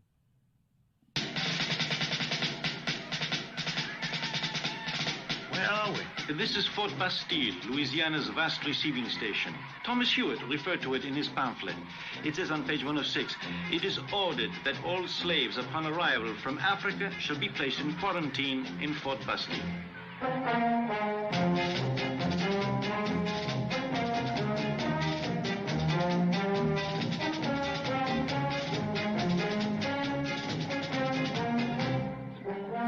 These were former doctors, former architects. Understand what's in these cages. Now listen to this. Page 116. In iron cages, those afflicted with mange, scabies, ringworm, yaws, and other skin diseases are treated with the smoke of ailanthus leaves. Page 118. Epileptics are tied and hung by the feet and left dangling until the blood flooding the brain arrests the convulsions. And the Lord shall bring you into slavery again. This is where we at.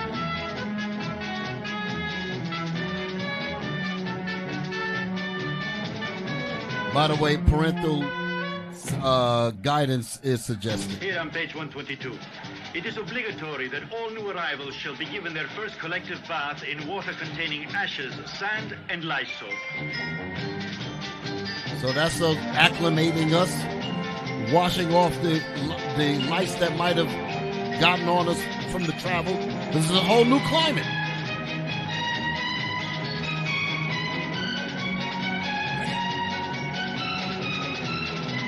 Historically accurate and true. Right. This is what we went through. And they were using us to do it. Right. It's taskmaster. Yes. Drowned. Some of them drowned it. Yep. Wow. Now on page 130. From the bath, they go to be greased with an ointment of palm oil and camphor. The staff is well aware that 82% of the new arrivals suffer from contagious skin ailments and may not be sold until cured. Violators of this regulation are subject to punishment. Why do we have skin ailments? Wait, pause it. Why do we have skin ailments? Because we were put on a cargo ship. Why are we having problems? There was several kinds of diseases that whenever one got sick on the boat, whole quarters of the ship had to be discarded because the disease was spread. The itching and burning, and burning and stuff like that. Curses. We on that boat for damn near 90 days, 3 damn months of laying on our back with 2 feet above us and 4 feet wide or 3 feet wide or whatever. It was very small quarters that we had to lay on our backs. We were vomiting on each other, seasick when the boat just constantly rocking. That was what we went through. So when we got to the shores in the factory, the Negro factory, because that's what that was, a factory that made us perfect slaves to the point where we've been neutered in our intelligence, neutered in all our great skills. Now we've been reduced to twerking. We've been reduced to this filth that you see now. This is how it happened. Back it up a little bit. Let's get some more. And Bishop, while he's backing it up, yeah. we were reading when you bringing out the curses. It said that the Lord shall bring us to the nation that's far from the inner earth, even as swift as eagle. Well, the point I want to make: therefore shalt thou serve thy enemies, which the Lord shall send against thee in hunger and in thirst. You see him throwing food out there to him, and in nakedness. So y'all see the negative. We told you, give you parental parental guidance that. According to the Bible, you're going to be in nakedness and want all things. So I just want to bring that point out. Right. And what does it say? And he shall do what? Read the rest of it. And he shall put a yoke. And he shall put a yoke of iron upon thy neck until he have destroyed thee. This is what we're looking at now. Our people being destroyed. Yes, sir. That's what we're looking at. What you got? I'm looking at it. What you got? We were treated truly inhumane. Yes. The atrocities that Israel suffered, as Daniel chapter 9 says, are unlike any that have ever been suffered by any other people. Yeah, bring that out. Read that. Let's get that in there because we need to understand that thing. Right. Daniel chapter 9, verse 11. Right. Keep that video right where it's at. Yea, all Israel have transgressed thy law, even by departing, that they might not obey thy voice. Therefore the curse is poured upon us, and the oath that is written in the law of Moses, the servant of God, because we have sinned against him. And he hath confirmed his words which he spake against us, and against our judges that judged us, by bringing upon us a great evil. The greatest evil in the world. That's the reason why the Most High is recording it that way. So you can't blame it on those so-called white people with some 6 million. No. The greatest evil that ever happened to us. That's what we're going over now. A great evil. The Most High put that word in there so that you can understand it's talking about us. Just like it says in Isaiah. He said, and from the hard bondage wherein thou was made to serve. He's pinpointing who he's talking about. Read. Right. For under the whole heaven hath not been done. This is how great the evil is. For under the whole heaven had not been done as have been done upon Jerusalem. So if you look at the worst atrocities that ever happened on this planet Earth, God is telling you that those are the Israelites. That's crystal clear. Right. 77 million, this is documented, 77 million Native American Indians killed on their own land, and you're going to talk about some 6 million? Are you crazy? Wow. Over 90 million of us was killed on the way over here in those on those waters. Mm-hmm. For every one of us that made it, another one of us is in the bottom of the Atlantic Ocean. Wow. The hell with your 6 million. Exactly. Come on with it. Let's get some more of this video. This is the worst atrocity that ever happened to any people, the Israelites. Now on page 130. From the bath, they go to be greased with an ointment of palm oil and camphor. The staff is well aware that 82% of the new arrivals suffer from contagious skin ailments and may not be sold until cured. Violators of this regulation are subject to punishment by law.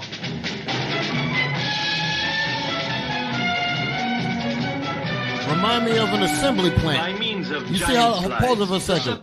Remind me of an assembly plant, like a Chevrolet, bringing Chevrolets coming down the conveyor belt. That's a Negro factory. Yeah. Bishop, he even said from page 130. Right. He's letting you know this is historical. Wow. He's actually reading out of records. Come on.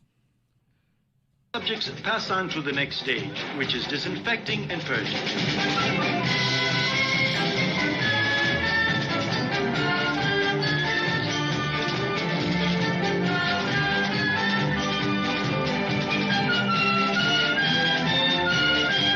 It goes on to say, lice and fleas that may have survived the preceding treatment will be exterminated by the complete destruction of their natural habitat.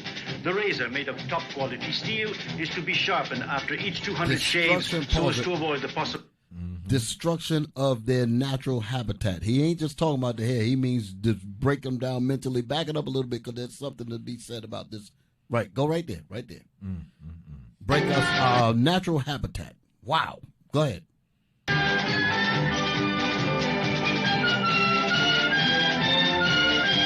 It goes on to say, lice and fleas that may have survived the preceding treatment will be exterminated by the complete destruction of their natural habitat. The razor, made of top quality steel, is to be sharpened after each 200 shaves so as to avoid the possibility of damaging the scalp. Pause it. Pause it. Now, bring it back on me. Notice, because they said that the razor had to be sharpened. They weren't sharpening it. That's the reason why he's bleeding. So he's bleeding like that. But one of the things I want to make a point of, because some of y'all may have noticed that the music sounds totally different as opposed to the scenery that you're seeing. They had to do that on purpose because of the video was so gruesome. They had to do that to kind of counterbalance, to take people away from the actual gruesomeness of the video. They actually admit that in the film. They said that we had to do it that way because the images are just too rough. Yes. So they had to change it to give it an upbeat so that you won't be so emotionally twisted by the ugliness that you see. Okay. So now let's go to my next video, because what you just saw there was the factory that produced the foolishness that you see out here today. Now we're going to go into the psychology of what happened to us. Listen to this here. This is called When Animals Attack. I actually have this on video. I remember recording it back during 96. Showed up. This is go ahead, just play it. It's going to speak. Final story is in a word disturbing. Turn it up. We want to hear it. That even trained animals can sometimes turn on their trainers and cause deadly harm. Back it up again so they can hear the whole thing, because I'm going to let this play out. Disturbing. It proves that even trained animals can sometimes turn on their trainers and cause deadly harm. In this case, a circus elephant goes on a rampage, killing one person and seriously injuring 15 others. Again, a word of caution. The footage you're about to see is alarming, and we remind you, viewer discretion is advised. Elephants are among the world's largest and most fascinating animals. In captivity, they also can be notoriously dangerous. There are 600 elephants in captivity throughout the world. In the U.S., Elephants kill at least one of their handlers each year, making elephant handling the most hazardous profession in the nation. One such attack occurred on August 20th, 1994 at Circus International in Honolulu, Hawaii. Without warning, an agitated African elephant named Tyke suddenly went on a rampage. Miraculously, Tyke's groom, the man in gray, would survive the attack. But when Tyke's trainer, Alan Campbell, the man in blue, attempted to gain control of the 2,000-pound elephant, Tyke turned her rage on him too.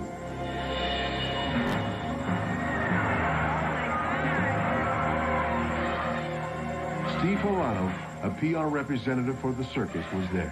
When I ran into the arena, I saw that the trainer, Alan Campbell, was trying to calm an elephant down. There was a lot of noise and pandemonium. Authorities would later learn that this was Tyke's third rampage in a year. Gail Shaleski and her family were in the audience. And then there was the elephant underneath the man on the high wire, and it looked like he had a big rag doll tied to her front leg that she was shaking around the way the man's head was moving. It looked like a rag doll. And then people started panicking because slowly people closest to the elephant realized that this was not part of the show and something was wrong. Tyke instinctively tried to gore Beckwith, even though her tusk had been removed.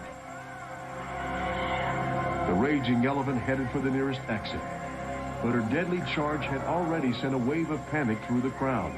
It was frightening. It was terrifying to have this elephant loose with nobody to control it. There was nobody outside to control the elephant. There were just scared parents and children. I saw other kids falling down, but the elephant was right behind us, so we couldn't help her or anything. But I was really terrified. My daughter said that she was close enough to touch Tyke as she ran by. And then Tyke took out the doors. She must have hit him head on and threw one of them at least 20 feet. With amazing speed, Tyke stormed out of the arena into the parking lot. Horano followed, trying to stay ahead of the pandemonium. And at that point in time, the elephant had passed me. I was still going around in a circle, and I felt I had time to close the gate, which I did, and I felt that it was important that I chain it. Horano managed to close the gate, but it did no good. He too was trampled and suffered multiple fractures. Moments later, Honolulu police arrived on the scene and were forced to gun down the elephant.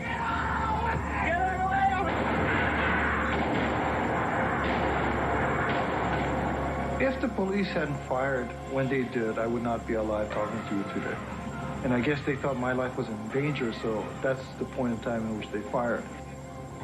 Animal activist Chris DeRose believes the incident was understandable. Tyke struck out because of years of frustration, years of stress, years of being dominated, years of not being in its natural habitat doing what it would normally do. Wow. Trainer Alan Campbell died later from the massive injuries he received during the attack. In addition to Beckwith and Horano, 13 other people were hospitalized with injuries from the rampage. It's a tragedy in the sense that the animal had to be killed, Alan Campbell had to be killed, and that a lot of people had to see something like this happen. The buildup starts when they bring these animals in from their natural habitat in Africa, and Tyke is an African elephant, and it's the shipping over, the breaking up of the family, and then it's the domination over them, the training to break their spirit. That's the only way you can get these animals to do something as silly as standing on their head or wearing costumes or walking around in a circle. Oh, boy. That's heavy there, Bishop. There you go right there. Man, that was a lot said right there, boy. I said, I just got to let this play. So they understand, if they understand it from an animal, wow, they damn sure now they act like they don't understand what happened to us. Yes. You broke up his family. All of the stuff that they understand, and the animal say, you know what, that's it, I'm done. Right. The trauma. He said, that's it, I'm done. I want to go back to my habitat. Let me out of here. Let me out of here. Get these little kids off my damn back. Yeah, and that's that's the mentality of my whole point. Because I know some people might be upset with the correlation, but this society looks at us as no different from the elephant, as no different from animals. As you heard that, they look at us no different. Change them, modify their behavior, make them into entertainers, make them entertain me, nigga. Right. That's what they do with the big elephant. They said, get up, make the big elephant sit on a stool. Right. The elephant's sitting up there on a stool. He's an elephant. He ain't supposed to be sitting on no damn stool. No. But they get him sitting on a stool. I'm like, man, this white man is bad. Wow. Because he can make him do that. Make him do all kind of hoops with a ball and all that kind of mess. The animal ain't made for that. He want to be out there with his woman elephant. Right. Have little with baby elephants. He want to be in his family. Right. He want to do all of that stuff. But you break him from that. You dominate him, split up his family. Wow. Then you put some kids on his back. Talking about riding through some doggone circus with a bunch of kids on the back. Wow. Get these kids off of me, man. I'm done. But my point is, what you just saw happen there, because the breaking in process that they did to that animal is what they did to us in slavery and made Negroes. That's the reason why you see us acting crazy. You see us in the ghetto shooting each other, drugging each other, raping and robbing. This is what we do. Aborting 19 million babies and think nothing of it because we have been broken. And when that sister said that I'm going to bring back the 1619, I want to show you what happened to you because it's important to understand what happened to you. Our enemy said, hell no. Give me Psalms 83. There it is. Psalms 83. This is, they want to keep us in perfect racial amnesia. Same thing they want to do with the elephant. Make the elephant forget that he's an elephant. Right. You're gonna be our circus thing. Little white girl told me, man, I didn't understand what the dang elephant don't the hell with you. Right. The elephant's like, I'm done. Read Psalms chapter 83, verse 1. Yes, sir. Come on. Keep not thou silence, O God. Hold not thy peace, and be not still, O God. We need the Lord to step in, brothers and sisters. We need the Most High. Yes. Come on. For lo, thine enemies make a tumult. Our enemies make a tumult. They're arguing. They're having deep discussions on how to destroy Israel for a whole world economy to exist. Well, I tell you, it's great that the Most High is going to redeem us. Because we would never get out of this trap if the Most High wasn't going to do it. Right. Okay, the whole planet Earth is benefiting off of watching us in a circle. They actually had zoos. I got you, brothers. It had zoos. They had zoos, human zoos, with us as the animals. That's in history. Go ahead, read. And they that hate thee. And they that hate the nation of Israel. They hate the Israelites. Ye shall be hated of all nations, the Bible says. Go ahead. Have lifted up the head. They lifted up their heads like they're the children of God and reduced us to animals and niggas and twerking. Go ahead. They have taken crafty counsel. They have taken crafty counsel. They study how to manipulate and dominate animals. And the same thing they did to us. Lie in history. Lie in the schools. Lie in the churches. Lie on television. Lie everywhere. To keep us completely wiped out in terms of our memory about who we really are. Read. Against thy people. They cut us off. Read. And consulted against thy hidden ones. They have consulted against thy hidden ones. A conspiracy against the hidden Israelites. The real Israelites are the 12 tribes of Israel, not these people that you call Jews. Go ahead. They have said. These enemies, the enemies of God, have said what? Come and let us cut them off from being a nation. Let us cut them off from being a nation. Same thing they did to that animal. That they did to that elephant, cut the elephant off from his natural habitat. Wow. That's what they did with us. Cut us off from our great history. Cut us off from our inventions. Here we are thinking that when we do something great in inventions and all that, we think we did something special. When specialness has been all through our veins from the very beginning, from Adam. Go ahead. And let us cut them off from being a nation, that the name of Israel may be no more in remembrance. So their plot is for us to never remember that we're the Israelites. And 1619 would have been one of the keys that might plug you in to the Bible. Outside of you hearing this in the street, outside of you hearing it when we teach it, they say we don't want any extra connections. We don't want any kind of inkling that might wake you up. So we got to shut that 1619 thing down. Go ahead. That the name of Israel what? May be no more in remembrance. That the name of Israel may be no more in your mind as a result of racial amnesia. Okay? Brothers and sisters, we're going to end this segment. We'll be back next week. Captains, y'all want to take it away? Let's bring up the information. Brothers and sisters, we say to you, happy Sabbath, by the way. Happy Sabbath to my brothers and sisters out there. We hope that you've enjoyed this particular episode, and we will continue on next week, all right, to give you more of the information that you need to get yourselves and your minds, your families right, and repent, because we are the children of the Most High. We are the Israelites. We are God's chosen people. We are the jewels of God. Never forget that. Okay, go ahead, Captain. All praise to the Most High.